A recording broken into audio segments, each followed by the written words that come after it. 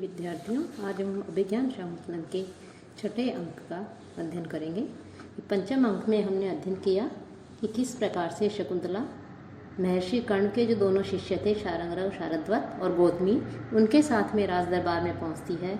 लेकिन राजा दुर्वासा ऋषि के शाप के कारण सारा वृतांत भूल जाते हैं और वो शकुंतला को अस्वीकार कर देते हैं। और तब शकुंतला को, जो वहाँ के राजा को जो पुरोहित होते हैं, वो ये कहते हैं कि सिद्ध पुरुषों की ये भविष्यवाणी है कि आपके चक्रवर्ती पुत्र उत्पन्न होगा, और यदि ये जो स्त्री है शकुंतला यदि सही कह रही है और यदि इसके चक्रवर्ती पुत्र उत्पन्न होता है तो अवश्य इसकी बात को सत्य मान लिया जाएगा, और यदि चक्रवर्ती लक्षणों से संपन्न इसके संतान नहीं होती है तो इसे वापस महर्षि कर्ण के आश्रम में पहुंचा दिया जाएगा। राजा पुरोहित की बात को मान लेता है और पुरोहित शकुंतला को लेकर जैसे ही वहाँ से निकलने लगते हैं पंचम अंक के अंत में, कि तभी मार्ग में कोई तेज ज्योति पुंज जाता है, अदृश्य ज्योति आती है और शकुंतला को उठा करके ले जाती है। इसी अंक में हमने अध्ययन किया कि शकुंतला राजा को याद दिलाने के लिए बहुत सी बातें बताती है, लेकिन राजा को कुछ भी याद नहीं रहता। फिर अभिज्ञान के लिए दुष्यंत के द्वारा पहले दी गई अंगूठी को अपनी उंगलियों में ढूंढती है ताकि राजा को विश्वास हो जाए कि उसने शकुंतला का साथ विवाह किया है, लेकिन वह उससे अपनी उंगली में नहीं मिलती। तब गौतमी कहती है कि अवश्य ही वो शक्रावतार तीर्थ की वंदना करते समय गिर गई है। अब छठे अंक में राजा, वो जो अंगूठी थी शकुंतला के हाथ उंगली वाली, तो शकुंतला के हाथ की जो अंगूठी थी दुष्यंत के नाम की अंकित, वो एक धीवर को मिल जाती है और वो उसे पकड़ ले करके बाजार में जो है उसका विक्रय करने के लिए, बेचने के लिए निकलता है। तभी राजा के रक्षक पुरुष लोग उसे पकड़ लेते हैं। तो हम इसका अध्ययन करेंगे छठे अंक से। ततः प्रविशति नागरिक है शाल है पश्चात बद्ध पुरुषम आदाय रक्षिणोच, कि ततः तब, प्रविशति प्रवेश करते हैं, नागरिक है कि नागरिक, और शाल है शाल, और उसके पीछे बद्ध पुरुषम आदाय, बंधा हुआ जो पुरुष है उसको लेकर के रक्षिणों, दो रक्षा करने वाले जो हैं सिपाही हैं, वो वहाँ पर प्रवेश करते हैं। कि यहाँ जो नागरिक है अर्थात नागरिक जो नगर की रक्षा करता है, नगर की रक्षा करने के लिए जिसे नियुक्त किया गया है उसे कोतवाल भी कह सकते हैं या नगर रक्षा अधिकारी भी कह सकते हैं, उसके लिए नागरिक शब्द आया है। और शाल है कि शाल, ये साला अर्थात पत्नी का भाई, इसे ही राजशाल या राजशालक भी कह सकते हैं। कि राजा जो है, उस राजा के बहुत सी पत्नियां होती थी, तो उन्हीं पत्नियों में से किसी एक पत्नी का भाई जो है राजशालक कहलाता था, जो नगर के रक्षाधिकारी के पद पर नियुक्त किया जाता था, और इसी कारण इसे नागरिक शाल या राष्ट्रीय शाल या राजशालक भी कहा जाता था। साथ ही साथ तो यहाँ पर जो है शाल उसके लिए प्रयुक्त हुआ है कि राजशालक अर्थात राजशाल या राजशालक या राष्ट्रीय शालक। तब और जो नागरिक है वो अर्थात नगर की रक्षा करने वाला नगर रक्षा अधिकारी, और जो राजशालक है वो, और उनके पीछे बंधा हुआ पुरुष है, उसको लेकर के दो सिपाही वहाँ प्रवेश करते हैं। तो रक्षिणों, तो जो दोनों सिपाही हैं जिन्होंने उसको बांध रखा है अपराधी को, उसको ताड़यित्वा मार करके कहते हैं, अरे कुंभीरक, हे कुंभीरक, कथ्य कुत्र त्वयि एतन मणिबंधनो उत्कीर्ण नामधेयम राजकीयम अंगुलीयकम समासाधितम। कि कुंभीरक अर्थात ये चोर के लिए है, कु अर्थात पृथ्वी को, भिद भेदने वाला अर्थात तोड़ने वाला, कि दीवार में सेंध लगा करके चोरी करने वाला के लिए ये शब्द प्रयुक्त होता है, अर्थात ये चोर के लिए ये कुंभीरक शब्द है, ये प्रयोग होता है। तो हे अरे कुंभीरक, अरे चोर, कथ्य है कि कहो, कि कुत्र कहाँ से, त्वयि एतन कि तुमने ये, मणिबंधो कि ये जो मणि जड़ित है जिसके ऊपर, और जिसके ऊपर उत्कीर्ण नाम धेयम कि नाम खुदा हुआ है, किसका, राजा का, और मणि जड़ित अंगूठी है और जिसके ऊपर राजा का नाम खुदा हुआ है, नाम अंकित है राजा दुष्यंत का, ऐसी इस राजा की अंगूठी को राजकीय अंगुलीकम, ये राजकीय अंगूठी समासादितम कहाँ से जो है तुम्हें प्राप्त हुई है, कि तुम्हें ये मणि जड़ित राजा दुष्यंत के नाम से अंकित ये अंगूठी कहाँ से मिली है। पुरुष है कि वो बंधा हुआ जो पुरुष होता है उसको भीति नाटिकते, भय का अभिनय करता हुआ कि जैसे वो उनसे बहुत अधिक भयभीत हो रहा है, डर रहा है, इसका अभिनय करता हुआ वो कहता है प्रसीदंतु भाव मिश्रा, कि आप सम्माननीय आदरणीय लोग प्रसन्न रहें। अहम न एतदृश कर्मकारी, मैं ऐसा कार्य करने वाला नहीं हूँ। अर्थात आप मुझे चोर समझ रहे हैं लेकिन मैं चोरी करने वाला नहीं हूँ। प्रथम है, पहला सिपाही कहता है किम शोभनो ब्राह्मण इति कलयित्वा राज्ञा प्रतिग्रहो दत्त। अब उसके ऊपर व्यंग करता हुआ वो सिपाही कहता है किम, क्या, शोभनो ब्राह्मण, क्या तुम श्रेष्ठ ब्राह्मण हो, इति कलित्वा, ऐसा समझ करके, राज्ञा, राजा ने, प्रतिग्रहो दत्त, क्या तुम्हें उपहार में दिया है, कि तुम श्रेष्ठ ब्राह्मण हो और तुम्हें श्रेष्ठ ब्राह्मण समझ करके क्या राजा ने तुम्हें उपहार में अर्थात दान में दिया है, ये उसके ऊपर व्यंग कर रहे हैं। पुरुष है, तब वो पुरुष कहता है शृणुत इदानीं, कि आप सुनिए, अहम शक्रावतार अभ्यंतर आलवासी धीवर है, कि शक्रावतार नामक तीर्थ जो है वहाँ पर रहने वाला मैं धीवर अर्थात मछली पकड़ने वाला हूँ। कि शक्रावतार जो तीर्थ है उस तीर्थ में वहाँ रह करके और मछली पकड़ने वाला जो है मैं हूँ, कि मैं इस प्रकार से वहाँ पर मछली पकड़ करके अपने आजीविका चलाता हूँ। द्वितीय, दूसरा कहता है पाटच्चर, ये भी चोर के लिए प्रयुक्त हुआ है ये शब्द भी, अर्थात वही कि जो घर या दीवार आदि में सेन लगाता है और चोरी आदि करता है, उसके लिए ये पाटच्चर शब्द का भी प्रयोग हुआ है। तो दूसरा सिपाही कहता है कि अरे चोर, किम अस्माभि जाति ही पृष्ठा, क्या हमने तेरी जाति पूछी है कि तुम कौन हो। शाल है, अब जो राजशालक होता है वो कहता है सूचक, शाल है ये कहता है सूचक, ये सिपाही का नाम है। कथयतु सर्वम अनुक्रमेण, किसे सब कुछ क्रम से कह लेने दो। मैं माँ एनम अंतरा प्रतिबधान, इसको बीच में मत रोको, कि इसे बीच में मत रोको, ये जो कुछ कह रहा है उसे कह लेने दो। सूचक ये सिपाही का नाम है, तो उस सिपाही को कहते हुए कह रहा है कि हे सूचक, इसे बीच में मत रोको, ये जो कह रहा है कहने दो। उभौ, दोनों सिपाही कहते हैं यद आहुत आज्ञा पैती, कि जैसी आप आज्ञा देते हैं। कथ्य है, कहो। यहाँ देखा जाए तो आहुत जो शब्द है इसका शाब्दिक अर्थ है बहन के पति, कि लेकिन प्राचीन समय में जो बड़े अधिकारी होते थे अपने से, उनको भी आहुति कहा जाता था, उनके लिए भी आहुत शब्द का प्रयोग किया जाता था। इसके पीछे कारण यही रहा होगा कि राजा जो है उसकी अनेक स्त्रियां हुआ करती थी, अनेक पत्नियां होती थी, और उनके भाइयों को प्रधान राजकीय पदों पर रखा जाता था, और उनके भी साले आदि जो है वो उनके अधीन कार्य करते थे, कि ये सभी जो है राजा को या बड़े अधिकारी को आहुत कहते थे। तो इस प्रकार से कहते हैं दोनों सिपाही, यद आहुत आज्ञा पैती, जैसी आप आज्ञा देते हैं। कथ्य है, कहो। तब जो वो पुरुष होता है जिसे बांध करके लाए थे अपराधी के रूप में, वो कहता है अहम जालोद्गाल आदि भी मत्स्य बंधनोपाय ही कुटुंब भरणम करोमि, कि मैं जाल और कांटा इनके द्वारा मछली पकड़ने के जो साधन है, जाल और कांटा, इनसे जो है मैं अपने कुटुंब का, अपने परिवार का भरण पोषण करता हूँ। अर्थात मैं मछली पकड़ करके मछली के से ही अपने परिवार का भरण पोषण करता हूँ, अर्थात मेरा व्यवसाय है मछली पकड़ना और उनको बेचना। श्याल है, कहता से हंस करके, विशुद्ध इदानीम आजीव है, कि आपकी तो आजीविका ही बहुत पवित्र है। कह रहे हैं कि तुम्हारी आजीविका जो है वो, उस पर व्यंग करते हुए कहते हैं हंस करके कि तुम्हारी आजीविका तो बहुत ही पवित्र है। अर्थात कि जीव हिंसा करके जो जीविका चलाने वाली जो जातियाँ होती थी उनको हीन समझा जाता था उस समय, और उन पर व्यंग करता हुआ राजशाल कहता है कि तुम्हारी आजीविका तो बड़ी पवित्र है। तब पुरुष कहता है सहजम किल यद विनिंदितम न खलु तत्कम विवर्जनीयम पशु मारण कर्म दारुणो अनुकंपा मृदुए श्रोत्रिय है। विनिंदितम, कि लोक में निंदित, लोक में निंदित, यत कर्म, कि जो कर्म सहजम किल, सहजी अर्थात स्वाभाविक रूप से जो हमें कुल परंपरा से प्राप्त हो जाता है, तत् खलु न विवर्जनीयम, उस कर्म को नहीं छोड़ना चाहिए। कि लोक में निंदित भी कोई कर्म हो, जिस कर्म की लोक में निंदा की जाती है, लेकिन वो स्वाभाविक रूप हो और कुल परंपरा से यदि वो कर्म चलता आ रहा है, तो उस कर्म का को कभी भी परित्याग नहीं करना चाहिए, उसे नहीं छोड़ना चाहिए।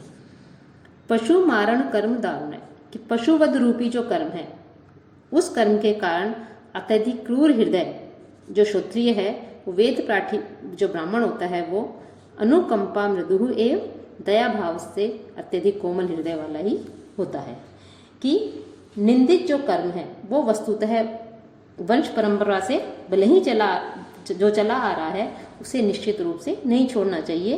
कि यज्ञ में जब पशुओं की बलि दी जाती है तो हत्या की जाती है, तो उस हत्या रूपी कर्म में क्रूर जो वेद पाठी ब्राह्मण है उस समय वो क्रूर हो जाता है क्योंकि वो उसकी बलि दे रहा है, उसका वध कर रहा है। लेकिन वो ब्राह्मण भी देखा जाए तो सहज भाव से कोमल हृदय वाला ही होता है।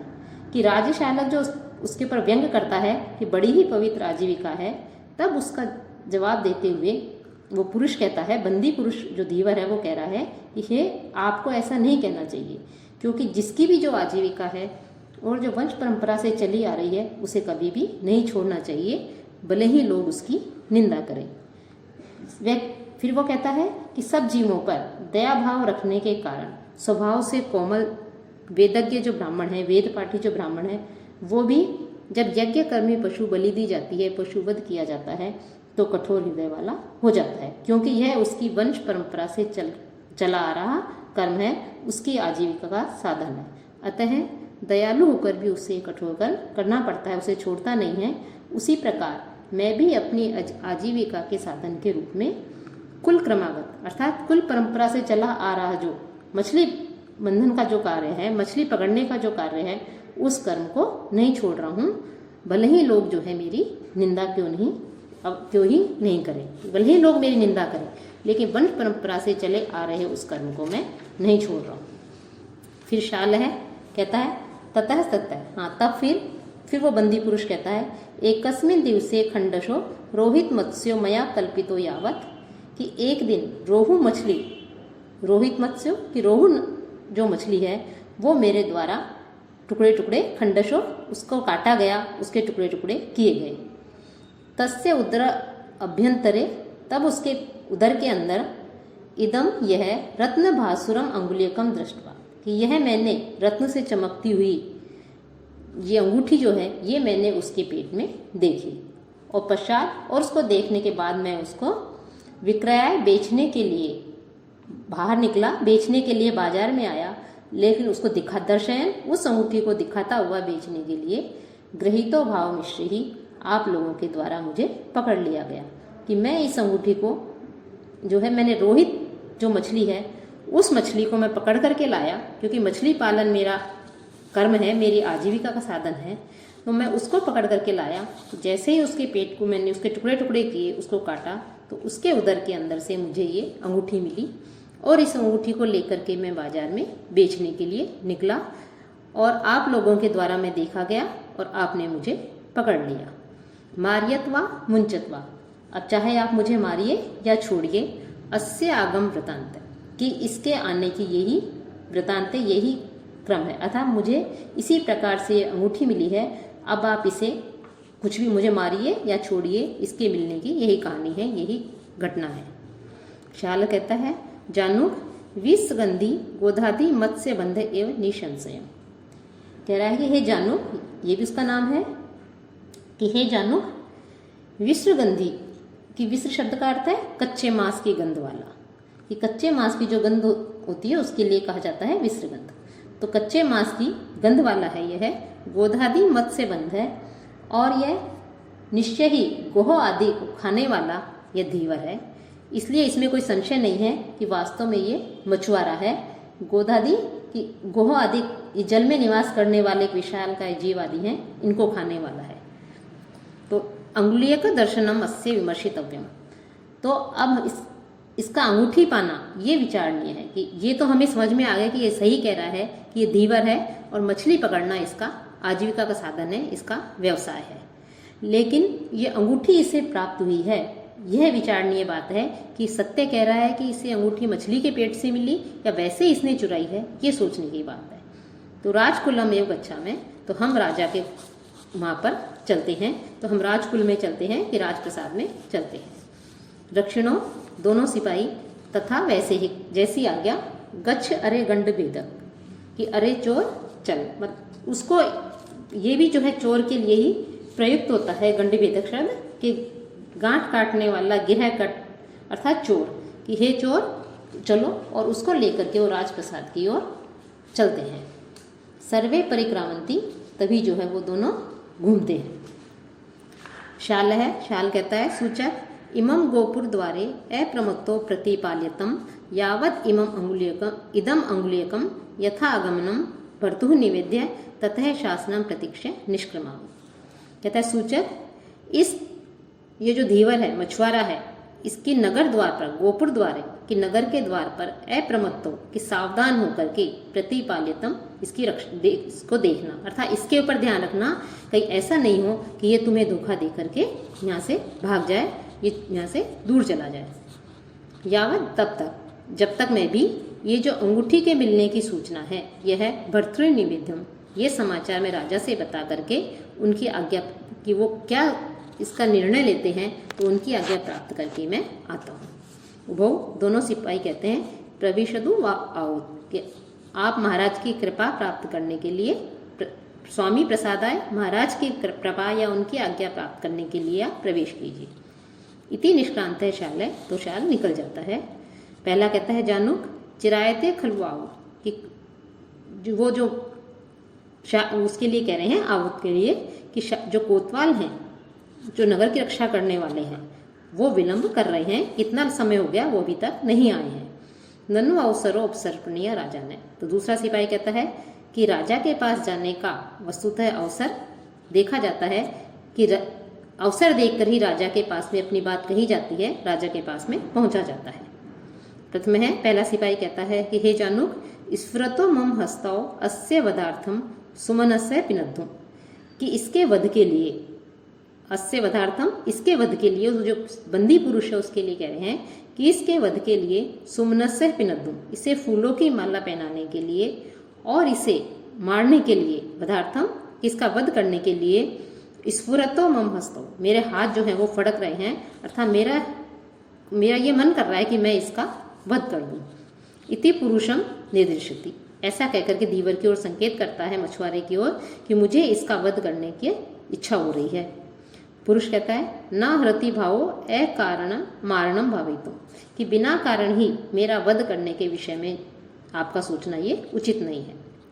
द्वितीय, दूसरा सिपाही देख करके कहते हैं एषः नः स्वामी पत्रहस्तो राजशासनम प्रतीक्ष्य एतो मुखो दृश्यते, कि यह हमारे स्वामी पत्र हाथ में लिए हुए पत्रहस्तो, पत्र हाथ में लिए हुए राजशासनम प्रतीक्ष्य, कि राजा का आदेश को प्राप्त किए हुए इतो मुखो, इधर की ओर ही मुंह किए हुए आते हुए में दिखाई दे रहे हैं।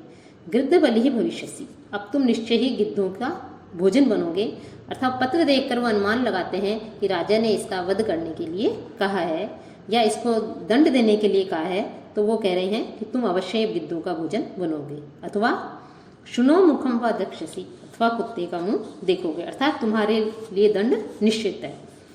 फिर प्रवेश करके शाल कहता है सूचक मुच्यताम एष जालोपजीवी, कि जाल आदि से अपनी जीविका चलाने वाला जो मछुआरा है इसे छोड़ दो। उपपन्न खलु अस्य अंगुलीयकस्य आगमनम, इस अंगूठी के मिलने की जो इसने घटना कही है, जो वृतांत है, वो बिल्कुल सत्य है। सूचक कहता है यथावतो भुंती, जैसी आप आज्ञा देते हैं। फिर शाल कहता है धीवर महत्तर त्वम प्रिय वयस्क इदानीम में समृद्ध है, अब तुम हमारे बहुत सबसे बड़े प्रिय मित्र बन गए हो।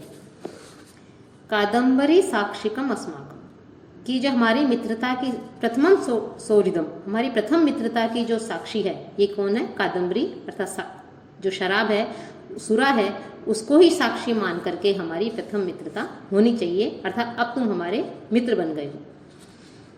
तत्षौंडिक आपणम में गच्छामि, तो हम लोग शराब बेचने की दुकान पर चलते हैं। कि वो जो शाल है वो जब देखता है कि राजा ने इसे छोड़ने की अनुमति दे दी है, छोड़ने की आज्ञा दे दी है, कि ये सत्य कह रहा है, तो वो उसे कहते हैं कि तुम हमारे प्रिय मित्र बन गए हो। और प्रथम मित्रता की साक्षी किसको माननी चाहिए? शराब की दुकान पर जाते हैं कि हम शराब पी करके जो है मधुशाला चलते हैं और वहाँ शराब को साक्षी मान करके हमारे मित्र बनेंगे हम। इति निष्क्रांतः सर्वे, ऐसा है कि सभी निकल जाते हैं। इति प्रवेशक है, कि इस प्रकार से जो है ये प्रवेशक है, कि इस प्रकार से वो कहते हैं कि राजा ने जो है वो बिल्कुल सही कह रहे हैं कि ये घटना तुमने जो है इसको कहाँ से निकाला है कि अंगूठी की जो मिलने की जो घटना है वो वास्तव में बिल्कुल सत्य है। तो अब तुम जो है इससे मान सकते हो और अब तुम यहाँ से जा सकते हो। अब तुम हमारे कौन हो गए हो, घनिष्ठ मित्र बन गए। तो इस प्रकार से उसका घनिष्ठ मित्र बन जाता है। ततः प्रविशति आकाशयानेन सानुमति नाम अप्सरा। तब आकाश मार्ग से सानुमति नाम की जो अप्सरा है वो प्रवेश करती है। कि यहाँ आया था इति प्रवेशक है कि ये प्रवेशक, यह एक पारिभाषिक शब्द है कि यहाँ भूत और जो भावी घटना है उसका सूचक ये शब्द होता है। यह 2 अंकों के बीच में हमेशा रखा जाता है। इस प्रवेशक के पात्र निम्न श्रेणी के व्यक्ति होते हैं और वे प्राकृत भाषा ही बोलते हैं। तो इस प्रकार से यहाँ पर ये प्रवेशक खत्म होता है। अब इसके पश्चात आकाशयानेन सानुमति नाम अप्सरा, आकाश मार्ग से जो है वो सानुमति नाम की अप्सरा प्रवेश करती है। सानुमति कहती है निवर्तितम मया पर्याय निवर्तनीयम अप्सरस तीर्थम सानिध्यम यावत साधुजनस्य अभिषेक काले इति। कि साधुजनों के स्नान के समय तक अप्सरसर तीर्थ के समीप में बारी बारी से उपस्थित रहने के नियम को आज मैंने पूरा कर लिया है। कि सानुमति जो है वो वहाँ आती है और आकर के सारी जानकारी लेती है कि किस प्रकार से जो है दुष्यंत के विषय में सारी जानकारी लेती है। और वो कहते हैं सज्जनों के स्नान के समय तक अप्सरा तीर्थ में बारी बारी से यहाँ उपस्थित रहने का जो क्रम है वो मैंने पूरा कर लिया है। साथ ही साथ अब इस राजा दुष्यंत के समाचार को मैं ज्ञात करूंगी। राजा दुष्यंत के विषय में सारी सूचना प्राप्त करने के लिए वो आती है, क्योंकि उसका संबंध किससे है, मेनका से है। और मेनका से संबंध होने के कारण वो शकुंतला को भी अपनी पुत्री के समान ही मानती है। तो कहती है मेनका से संबंध होने के कारण शकुंतला भी मेरे शरीर के समान है, अर्थात मेरी पुत्री के समान है। तो मैं उसके विषय में या सारी जानकारी प्राप्त करने ही आई हूँ कि दुष्यंत को उसका स्मरण होता है या नहीं है। तो इस प्रकार से वहाँ आकर के वो उसके विषय में सारी बात को जानने का प्रयास करती है और कहती है कि मुझे सारी घटनाओं के विषय में जानकारी कैसे प्राप्त होगी कि तिरस्कारिणी जो विद्या है उससे अपने आप को अदृश्य रख करके, अपने आप को छिपा करके मैं सारी बातों को, सारी घटनाओं को जो है यहाँ से जानूँ। ऐसा कह करके जो आकाशयान था उस आकाशयान से अवतीर्ण स्थिता उतर करके स्थित हो जाती है। कि अप्सराओं में आकाश मार्ग से गमन करने की शक्ति होती है कि वो आकाश मार्ग से गमन कर सकते हैं। और पर्याय निवर्तन नियम अर्थात बारी बारी से यहाँ उपस्थित रहने का नियम, कि अप्सरसा तीर्थ की जो तीर्थ होता है उसकी संरक्षिका अप्सराएं होती हैं। वो वहाँ प्रतिदिन एक अप्सरा को तब तक उपस्थित रहना पड़ता था जब तक साधुजन वहाँ स्नान आदि कर लें, जिससे उनके स्नान आदि में कोई बाधा उपस्थित नहीं हो।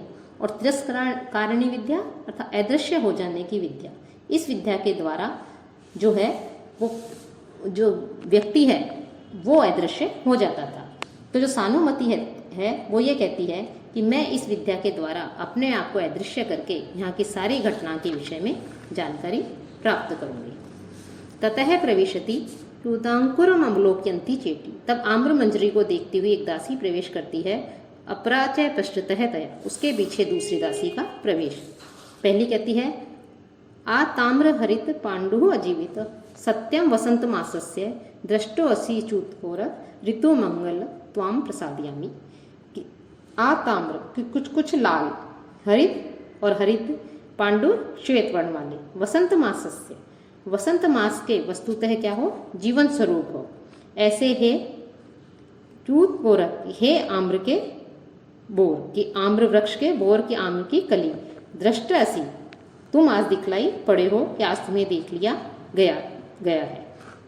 साथ ही साथ ऋतु मंगल कि हे बसंत ऋतु के मंगल रूपी, त्वाम प्रसादयामी मैं क्या करती हूँ, मैं तुम्हारे को जो है त्वाम प्रसादयामी तुमको प्रसन्न करती हूँ।